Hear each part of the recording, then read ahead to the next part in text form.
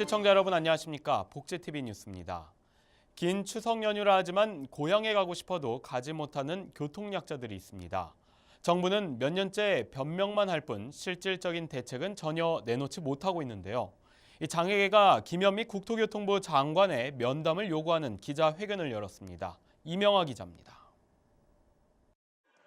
약 10여 년째 교통약자도 동등하게 누릴 수 있는 이동 편의시설 마련에 대한 외침이 이어지고 있지만 여전히 교통약자의 이동권은 개선되지 않고 있습니다. 정부는 교통약자 이동편의 증진법에 따라 교통약자 이동편의 증진 5개년 계획을 수립해야 합니다.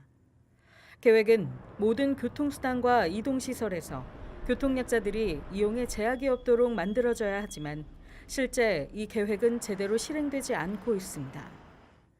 제2차 교통약자 이동편의 증진 계획에는 2016년까지 41.5%의 시내 저상버스 도입이 목표로 제시됐지만 실제 국토교통부가 발표한 자료에 따르면 지난해 기준 시내 저상버스 전국 도입률은 22.3%.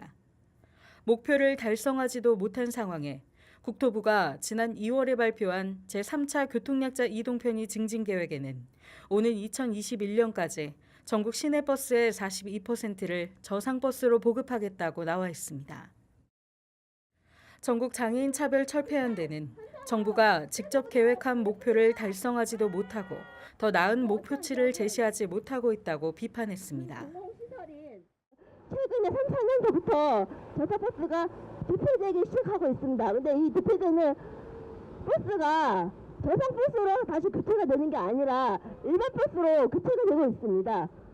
근데 국토부는 현재 이러한 현황들을 제대로 조사도 하지 않고 있습니다. 한 해에 얼마나 저상버스가 대표가 되고 있는지. 시내버스뿐 아니라 시외버스의 사정은 더욱 심각합니다. 지난 5년 동안 장애인들은 설과 한가위면 시외 저상버스 마련을 촉구하며 고속버스 터미널에 모였지만 여전히 교통약자를 위한 시외버스는 마련되지 않고 있습니다. 전 장관에 따르면 국토부는 기획재정부가 예산을 통과시키지 않고 있어 시외 저상버스 마련에 어려움이 있다고 했지만 정부 예산이 투입된 프리미엄 버스의 도입으로 예산은 핑계에 불과하다는 비판의 목소리가 커지고 있습니다. 이 5년 동안 국토교통부는 해마다 정말로 예산이 조금도 늘지 않는 해마다 16억 원을 기획재정부에 올리고 있습니다. 그리고 이 기획재정부에서 예산을 통과시키지 않고 있다라는 말만 되풀이한 채 5년을 끌어오고 있습니다. 그래서 이러한 것들을 예산의 문제가 아니라 얼마나 의지가 있는지. 이에 전 장관은 시내 저상버스 의무 도입과 전세버스, 특별교통수단에서 장애인의 이용 권리를 보장하는 등 교통약자 이동권 지원 방안 마련 내용이 담긴 요구안을 발표하고 국토부 김현미 장관과의 면담을 요청했습니다. 사실 이제 장애인들이 투쟁을 해서 장애인들이 투쟁해서 이렇게 저상버스가 도입하고 나니까 교통약자 전체가 다 혜택을 보고 있는 상황이거든요. 그렇다고 한다면 이게 꼭 장애인만을 위한 어떤 이런 것도 아닐 텐데 매년 약속했던 걸 또 어기고 그럽니다. 저도 이제 정부 관료들하고 이렇게 만나보고 그러냐 아주 지긋지긋한 얘기가 뭐냐면 검토해보겠다, 최선을 다하겠다, 맨날 이런 소리 하는 거거든요. 검토해보는 거 좀 그만 좀 했으면 좋겠습니다. 근데 제발 약속 좀 지켰으면 좋겠습니다. 복지TV 뉴스 이명호입니다. 충북에서 제18회 충청북도 사회복지대회가 열렸는데요. 본 행사와 부대 행사 등 이 다채로운 프로그램이 마련된 가운데 복지TV 청주지사가 부대 행사장에 이 충북도민을 위한 발언대를 마련했습니다. 어떠한 의견이 있었는지 함께 들어보시죠. 저는 충청북도 영동군 보건소 정신건강진진센터에 다니고 있는 정신장애인 3급을 가지고 있는 전진이라고 합니다. 저희 부부는 정신장애인으로서 수급자로서 돈을 받고 살지만은 정신장애인이 이유 하나만으로 남편은 운전면허증을 취득할 수 없고 저 같은 경우는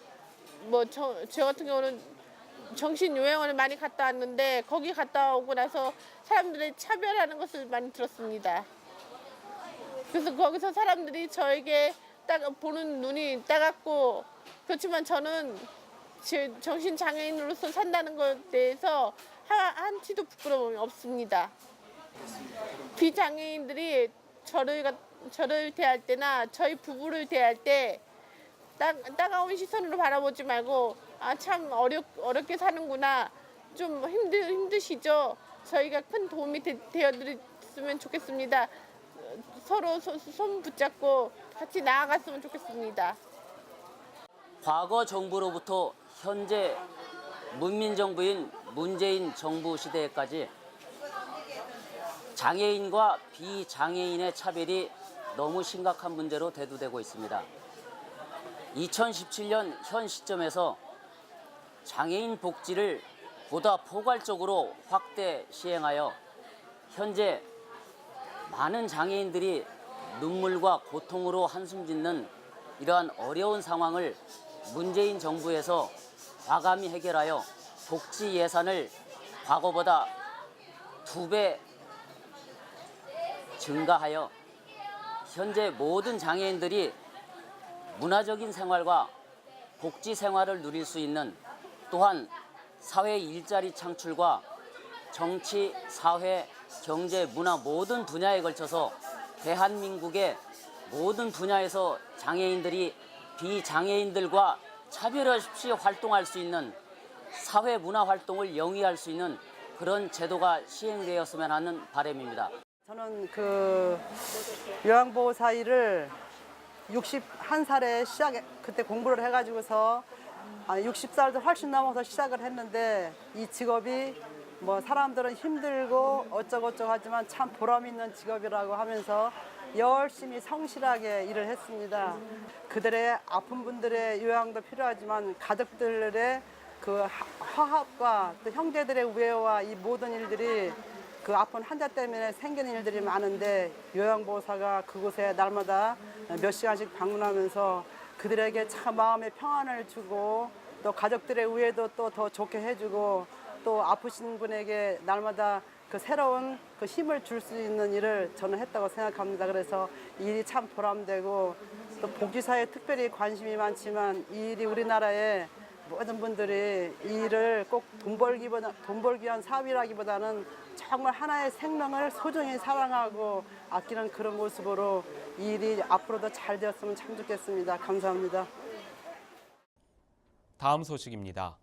전라남도에서 전남 지역 제18회 사회복지의 날 기념 행사가 열렸습니다. 이번 기념 행사는 전남 지역 사회복지시설 종사자와 지역 사회복지협의체 회원 등 약 1,400여 명이 참석한 가운데 진행됐습니다.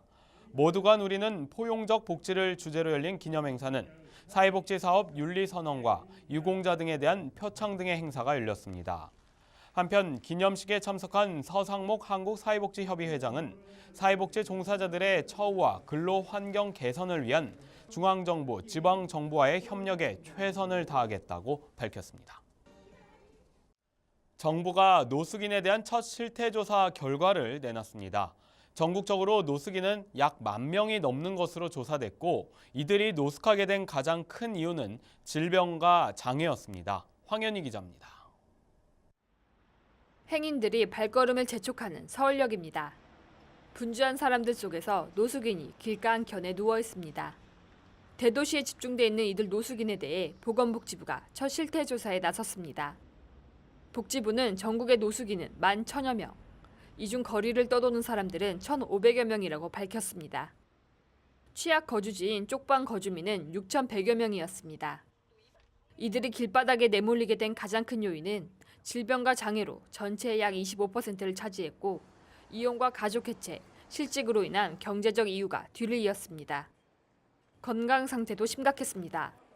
고혈압과 당뇨가 있는 노숙인이 36%였고, 치과 질환과 정신질환도 많이 앓고 있는 것으로 나타났습니다. 이들은 몸뿐만 아니라 마음도 아팠습니다. 절반이 넘게 우울증을 앓고 있었고, 10명 중 4명은 우울증을 더 악화시키는 음주를 하고 있었습니다. 보건당국은 이번 조사 결과를 바탕으로 의료와 일자리, 주거 지원을 강화하기로 했습니다. 정신건강 서비스나 주거 지원 서비스, 그다음 취업 지원 서비스 이런 부분에 대해서는 욕구별로 맞춤형으로 지원할 수 있도록 강화해 나가겠습니다. 입원비는 면제하고 현장의 무료 진료소는 진료과별로 전문화할 계획입니다. 여성 등 취약 노숙인에게는 임시 주거비도 지원할 방침입니다. 복지TV 뉴스 황현입니다. 보건복지부가 유례가 없는 장기간 추석 연휴에 국민의 의료 이용 불편을 최소화하기 위한 전국의 병의원 약국 정보를 제공합니다. 복지부는 추석 연휴 기간 응급실 운영기간 535개소는 평소와 동일하게 24시간 진료를 한다고 밝혔습니다. 또한 복지부는 연휴 기간 보건소를 비롯한 일부 공공의료기관은 진료를 계속한다고 말했습니다. 특히 복지부는 네이버와 다음 카카오 등 주요 포털에서 명절 병원을 검색하면 연휴 기간 문을 여는 병의원과 약국을 조회할 수 있다고 설명했습니다. 부산에도 발달장애인들이 마음 놓고 생활체육을 할 수 있는 체육센터가 문을 열었습니다. 이 별별 생활체육센터가 서울에 이어 부산 남구에 생겼습니다. 부산 남구에 위치한 나사암 발달장애인 복지관이 발달장애인 생활체육을 활성화시키기 위한 별별 생활체육센터를 개소했습니다. 별별센터는 공익법인인 GKL 사회공헌재단이 주최하고 주관은 한국자폐인사랑협회가 합니다. 한편 이번에 문을 연 부산 별별생활체육센터는 사회복지법인 나사암 복지재단이 운영하게 됩니다. 충북 지역의 한 요양병원 입원 환자들이 그림을 직접 그리고 만든 작품을 전시하는 자리를 마련했는데요. 입원 환자와 보호자, 이 자원봉사자들 모두에게 매우 뜻깊은 시간이었다고 합니다. 이재영 기자입니다. 푸르른 잔디밭 위 알록달록 눈에 띄는 미술 작품들이 전시되고 있습니다. 자연과 함께 어우러진 작품들이 더욱 싱그럽게 표현되고 있는 이곳은 청주의 한 요양원. 지난 22일부터 27일까지 참사랑병원이 주최한 입원 환자 작품 전시회가 다채롭게 펼쳐졌습니다. 어르신들의 그 노후에 병상 생활을 하시면서 사실 제일 필요한 것이 정이고 또 요양이고 또 복지를 받아야 하는데 현실적으로는 다 그렇지 못합니다. 그래서 저희 병원에서 할 수 있는 범위 내에서 최선의 노인의 그 요양생활이라든지 복지 차원에서 여러 가지 다양한 프로그램을 갖고 하고 있습니다만 부족한 것은 많습니다. 이번 전시회는 참사랑 요양병원, 충북도립노인병원, 참사랑 제1, 제2 요양원에 입소한 어르신 200여 명이 참여해 1년 동안 손수 제작한 작품들이 전시됐습니다. 제가 이렇게 어르신들 도와드리면서 이렇게 많은 걸 느꼈는데 저희 어르신들이 몸은 비록 불편하시지만 손수 뭔가를 하실 수 있는 게 너무 이렇게 좀 보람 있고 제가 도와드릴 수 있다는 거, 또 어르신들이 할 수 있다는 거에 대해서 굉장히 감사하게 생각해요. 이번 전시회는 요양원에서 생활하는 치매 어르신들의 여가 활동을 장려하고 치매 예방의 도움과 입소 생활의 활력소를 찾기 위한 다양한 프로그램의 일환으로 열렸습니다. 어려운 거 없어요. 재밌게 했어요. 하도 여러 가지를 그림을 했기 때문에 여기 나오기는 나왔을 건데 어떤 게 어디가 있는지 알도 못하겠고 이렇게 세상을 이렇게 살았네요. 뭐 1년을 했으니 그걸 다 가르칠 수가 없어. 어르신들이 직접 제작한 작품들은 치매 예방 프로그램인 미술활동을 통해 도안 색칠, 판화, 전묘와 모자이크, 종이접기 등 다채로운 작품을 선보였습니다. 우리 어르신들이 1년간 이렇게 우리 사회복지사나 자원봉사자의 도움을 받아서 만든 작품을 이렇게 지금 전시하는 그런 시간인데 굉장히 작품을 만들면서도 행복했고 이렇게 또 본인들이 만든 작품을 보면서도 내 이름이 어디 있나 한번 찾아보면서 즐거운 그런 시간을 지금 갖고 있습니다. 요양원 어르신들이 직접 참여할 수 있는 다양한 프로그램이 많이 활성화되어 어르신들이 즐겁고 편한 노후가 되길 바라봅니다. 복지TV 뉴스 이재현입니다.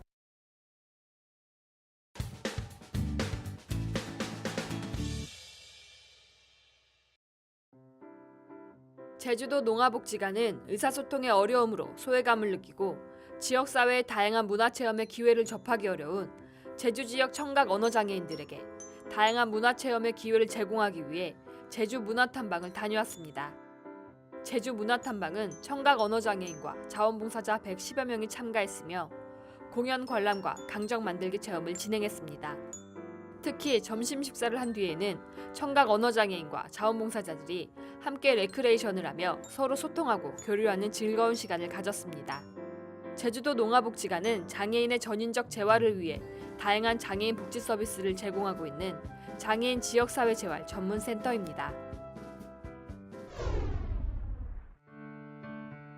지난 13일 명일여자고등학교에서 첫 번째 토크 콘서트를 진행했는데 80여 명의 노인과 청소년이 참여했습니다. 영화 가족의 탄생을 함께 보며 진정한 가족이란 무엇인가를 주제로 참여자가 다양한 의견과 이야기를 나누며 현대사회에서 세대 간의 소통을 어떻게 해나갈까에 대한 답을 찾아가는 시간을 가졌습니다.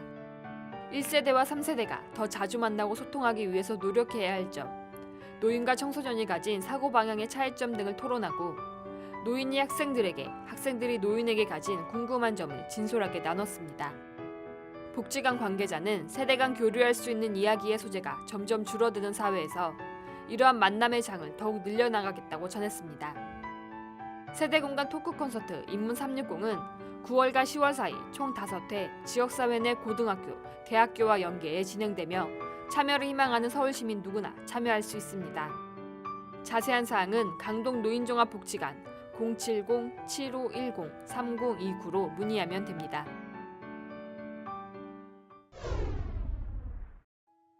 서울시각장애인복지관은 동화를 들려주는 시각장애인 동화구연사 직업훈련 3기 교육생을 모집합니다. 동화구연사는 어린이집이나 유치원, 지역 어린이 도서관, 학원 등으로 찾아가 어린이들에게 동화나 재미있는 이야기를 등장인물 성격과 상황에 맞게 음성의 변화를 줘 연기하듯 재미있게 들려주는 일을 합니다. 대부분의 시각장애인들은 안마사를 선택하지만 그 외에는 이를 구하지 못해 어려움을 겪고 있습니다. 이런 사회 문제를 파악하고 시각장애인들의 사회 참여와 자립을 지원하기 위해 동화구연사 직업훈련을 실시하고 있습니다. 교육은 10월부터 12월까지 진행되며 동화연구사 자격시험 응시와 직업활동 연계를 지원합니다. 교육비는 무료입니다. 자세한 사항은 서울시각장애인복지관 02-3433-3845로 문의하면 됩니다.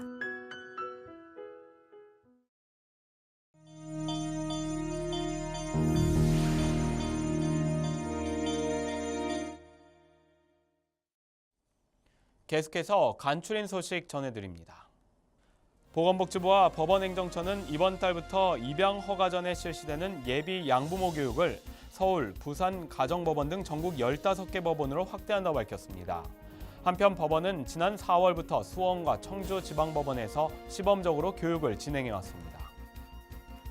한국장애인개발원과 CJCGV는 장애인 자립 지원을 위한 기부금 전달식을 가졌습니다. 개발원은 CJ로부터 전달받은 기부금을 장애인 일터 기자재 제공 등 장애인의 경제적 자립 지원을 위해 사용할 예정입니다. 한편 두 기관은 지난 4월 장애 인식 개선과 장애인 자립 기반 강화를 위한 상호 협약을 체결한 바 있습니다. 한국장애인재활협회는 장애가정 청소년 자산 형성 프로젝트 두드림 U+ 요술통장 신규 청소년 30명을 이달 11일까지 모집합니다. 신청 대상은 중학교 1학년 재학 중인 장애 청소년이어야 하며 국민기초생활수급자 또는 차상위 계층이어야 합니다. 신청은 각 지역별 공동수행기관이나 복지관을 통해 하면 되며 더 자세한 사항은 장애인재활협회 인터넷 홈페이지에서 확인할 수 있습니다. 근로복지공단 서울지역본부 임직원들이 서울 중랑구에 위치한 시립중랑노인종합복지관에서 추석맞이 후원금 전달과 자원봉사를 진행했습니다. 또한 공단 직원들은 중랑구 지역 독거노인 가구를 방문해 식료품을 전달했습니다. 경상남도는 경남 지역 사회복지시설 422곳에 추석맞이 생활용품과 식료품을 전달했습니다. 또한 경남도는 도실국장과 실과장 중심으로 이달부터 시설 청소와 함께 자원봉사를 시작한다고 밝혔습니다. 이 밖의 소식은 장애인 신문과 웰페어 뉴스 홈페이지를 통해 확인하실 수 있습니다. 다음 코너는 발달장애인 진행자가 직접 방송 기사를 쉽게 만들고 참여하는 코너입니다. 안호준이 전하는 모두가 알기 쉬운 뉴스 함께 보시죠. 안녕하세요. 모두가 알기 쉬운 소식의 안호준입니다. 민족 최대의 명절 추석입니다. 시청자 여러분은 추석이 되면 멀리 고향에 계신 할머니, 할아버지, 그리고 자주 보지 못했던 친척들과 만날 생각에 많이 들떠있을 것 같습니다. 더군다나 이번 추석 연휴는 10일이 넘잖아요. 더더욱 들뜰 수밖에 없는데요. 하지만 그런 소소한 즐거움을 누리지 못하는 이들이 있다는 사실 알고 계신가요? 바로 장애가 있어서 휠체어를 이용하시는 분들입니다. 추석 같은 명절이 되면 여러 가지 교통수단을 이용해서 고향에 가곤 합니다. 그 중에서 제일 대표적인 이동수단은 고속버스일 텐데요. 우리나라에서 운행하고 있는 고속버스에는 휠체어를 이용하는 장애인이 탈 수 있는 버스는 단 한 대도 없습니다. 연휴가 시작될 때쯤이면 막히는 시간대를 피해서 새벽에 출발해야지, 점심 먹고 버스터미널에 나가봐야겠다, 추가 배차되는 차들 있겠지, 이런 생각 다들 하시잖아요. 그게 당연한 거고요. 단지 장애가 있다는 이유 때문에 고향을 향해 버스에 오르는 이들을 지켜볼 수밖에 없는 사람들이 있고, 그들은 이번 추석에도 피눈물을 흘리며 고향에 가는 걸 포기해야만 합니다. 아직까지 그들이 이용할 수 있는 버스는 단 한 대도 없으니까요. 이런 우리 사회의 현실이 언제쯤이면 뒤바뀔 수 있을까요? 즐거운 명절 보내시면서 이 문제에 대해 한 번쯤 생각해 보셨으면 좋겠습니다. 장기간의 추석 연휴에도 불구하고 교통약자를 위한 정부의 대책은 아무것도 없었습니다. 호미로 막을 것을 가래로 막는다는 말이 있듯 문재인 정부는 더 이상 국민의 한 사람인 교통약자들의 이 외침을 놓쳐서는 안 될 것입니다. 행복한 미래를 여는 방송 복지TV 뉴스를 마칩니다. 시청해주신 여러분 고맙습니다. 우리 주변에서 일어나는 불공정한 사례부터 억울한 사연, 따뜻한 미담까지 장애인 신문과 웰페어 뉴스 홈페이지를 통해 보다 다양한 소식을 접할 수 있습니다. 시청자 여러분의 제보를 기다립니다. 웰페어 뉴스 홈페이지 또는 전자우편, 전화번호 02-2655-9519로 많은 제보 바랍니다.